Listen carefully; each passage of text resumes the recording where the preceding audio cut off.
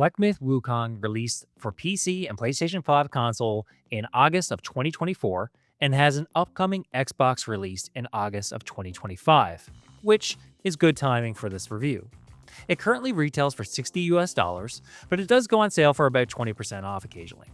With a story that is sort of a spiritual sequel to Journey to the West, combat that's a mix of God of War and Final Fantasy XVI with elements of a Souls-like, is Black Myth Wukong worth playing on PlayStation console? This review is going to answer that question. But first, make sure to like the video and subscribe to my channel.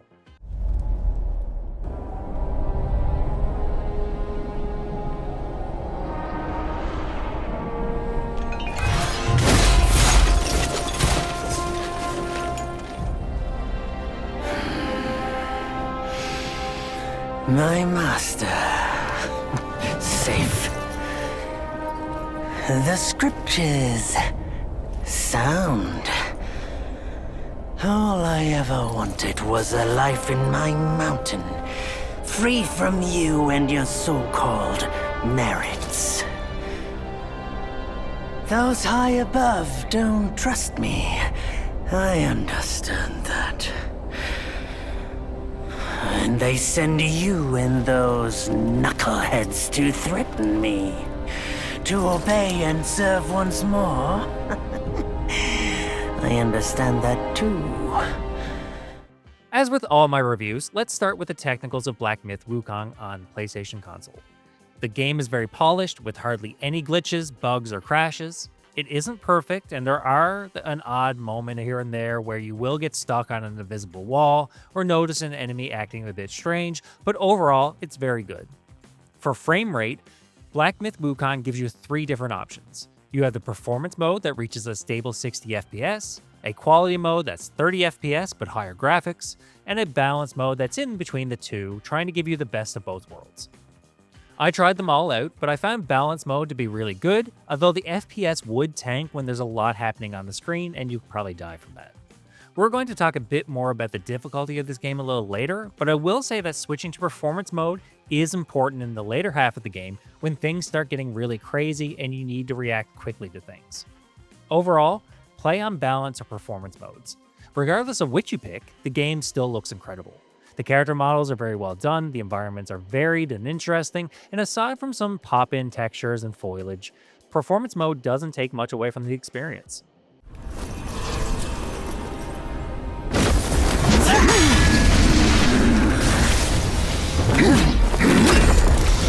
The victorious fighting Buddha. Have you any idea how many would give their everything for immortality? Immortality? For that word, all realms and beings have ruined themselves. Let's do a quick overview of the story of Black Myth Wukong and discuss whether I think it's good or not. It's a spiritual sequel to Journey to the West, a Chinese novel about Sun Wukong traveling across mythical China to achieve godhood. In Black Myth Wukong, the story takes place after Sun Wukong reached the Celestial Court, which is essentially where gods live and they control the earth and the heavens. Sun Wukong finds it restrictive and wants to go home, so the Celestial Court sends an army against him and he dies. Surprisingly, in Black Myth Wukong, you don't play as Sun Wukong, you play as the Destined One, who came centuries after Sun Wukong dies. The entire story is about collecting all the relics of Sun Wukong and reuniting them while fighting characters from Journey to the West.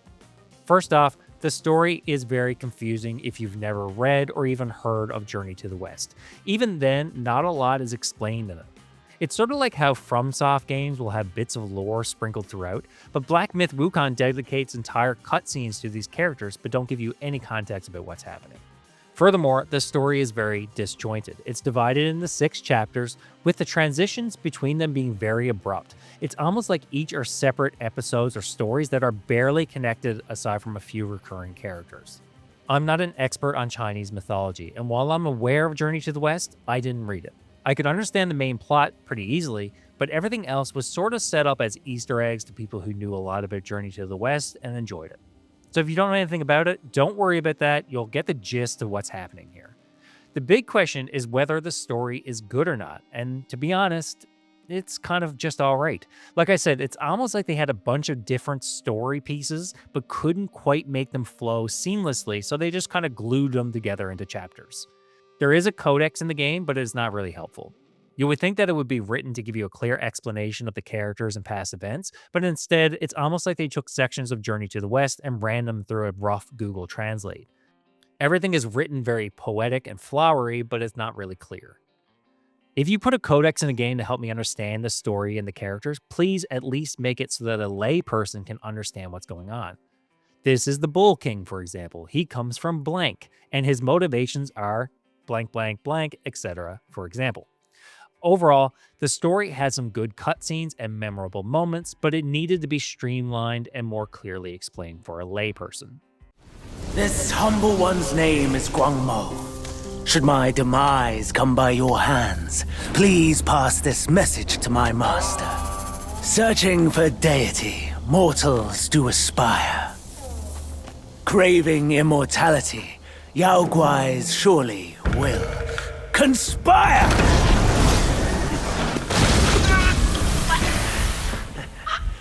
All's in vain. Save your own effort. Alright, here's the most important section, the gameplay. Black Myth Wukong isn't a Souls-like, despite having a lot of similarities to one. It has bonfires, for example, and enemies will respawn when you rest, but it's much more like a God of War or Final Fantasy XVI in its combat and its RPG mechanics. It's a third-person action game, where you have a light attack, a heavy attack, and a dodge. There's no block in this game, so you're required to dodge everything instead. The controls are really tight and responsive with no frustrating input lags. You can cancel out of attacks to dodge suddenly, and everything feels pretty good. To help you in combat is a variety of spells. You can equip 3 at a time and 1 transformation spell. Spells are collected throughout the story, with some being main mission rewards, and others just found out in the world by exploring.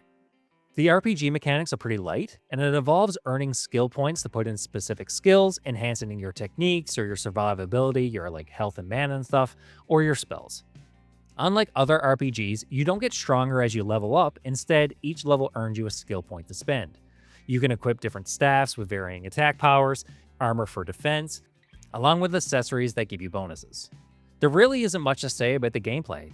The game is really pretty linear, with a set path, but you can explore around the maps to find items and materials and other things.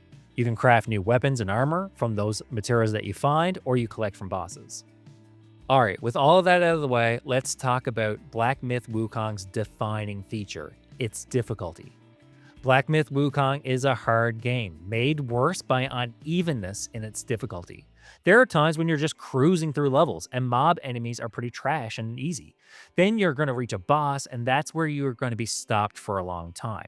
It took me over 40 hours to beat this game with only 6 chapters, and most of that time was spent on these bosses that stop all progress. Difficulty is hard, forgive the pun, to describe. It comes in all different types. Sometimes a game is hard because you need to press the right button at the right time, or maybe you need to learn a game's mechanics, and until you do that, it's super hard.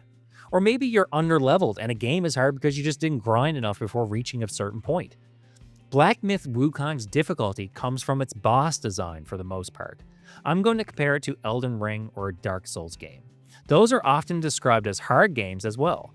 In my opinion, a FromSoft Dark Souls game difficulty comes from its requirements to quote-unquote get good within the bounds of its systems. For example, you're going to need to know in a Dark Souls game how to level up your character and your equipment. You need to collect spells and items to help you out on your trip. You need to learn a boss's moveset and when to dodge and when to hit. I've heard so many times that Dark Souls games are tough but fair, and if you die, generally, it's on you for dying.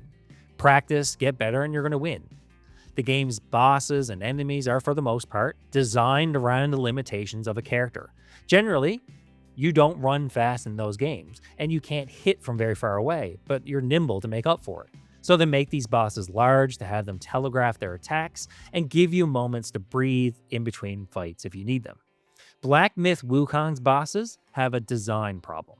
Some are great, and they do exactly what you would think a boss would do in a game like this. They hit hard, they hit fast, or they use attacks that you need to dodge. But a lot of the game's bosses are designed in a way that you just can't deal with. So it isn't about pushing the boundaries of the game's systems and forcing you to get better, like in Dark Souls. Instead, this is about punishing frustrating designs that are nearly impossible to counter and instead requires you to put up with them. Bosses in Black Myth Wukong are generally bigger than you, and they block the camera at times. Or they're fast, so much faster than you that you just can't catch up to them and they keep running away. Or they fly and barely ever come down to the ground and you don't have a way to hit them. Or they dodge every attack you give. Or they have ridiculously long combos with no breathing room, chaining one attack after another endlessly. Or they have unblockable power attacks that transition to a cutscene afterwards. Or they have undodgeable attacks that transition to another boss phase that you can't dodge or prevent in any way, but they still do damage. Worse, if you're on fire during one of these cutscenes, you keep taking damage the entire time. Then there are the hitboxes. These large bosses have poor hitboxes that your weapon won't reach even when you're right on top of them, while they seem to be able to hit you when they shouldn't. It's frustrating to say the least to clearly be hitting them, but you aren't doing damage because the hitbox is so small and specific on such a large boss. Black Myth Wukong is separated into 6 chapters, and the first 3 are really good, with mostly fair and well-designed bosses. It's the second half of the game when things start taking a dive. Chapter 6, the last chapter, in particular, feels like they just had a bunch of extra bosses that they didn't know what to do with in the main game, so they just threw them in here. You have quick, fast-moving bosses that leap into the air while also freezing you so you move slower and dodge every attack. Try to find a strategy to deal with that. I'm convinced that most of the reviews that gave Black Myth Wukong perfect scores never got past the halfway mark, because if they did, they would drop points off because of it. I'm not the type of player that gets easily frustrated or wants to throw my controller and rage quit. I'm also aware that I'm not some pro gamer. I'm a guy who just plays games on console, and I like to think that I'm, kind of decent at them. I can beat the games I play, and I try to beat the main story of every game I review. But Black Myth Wukong pushed the limits of what I was willing to put up with. It wasn't just about getting good at the game, although there is a fair bit of that as well. It was about the gap between what my character could physically do within the confines of the game's systems and what the bosses expected of me.